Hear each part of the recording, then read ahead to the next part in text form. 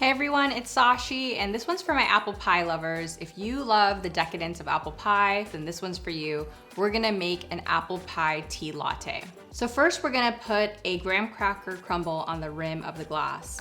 So to do that, it's a little bit of a messy but fun process. We're gonna add some honey on the rim. And then I'm gonna lay out some graham crackers on my cutting board and crush the graham crackers on the rim. After that, you're gonna add a tea drop to your cup, pour in about 4 to 6 ounces of hot water and stir that. The next thing we're gonna do is add your milk of choice. I'm adding about 4 to 6 ounces of milk. And then I'm gonna take my ice and fill my cup. So it's very creamy.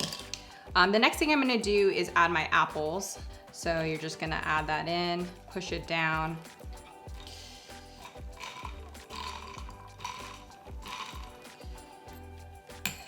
And last but not least, you can garnish your cup with whipped cream. And you can sprinkle some of your graham cracker on the top for a garnish. And even if you have some slices of apples, you can stick those in. And then add your straw. And dessert is served.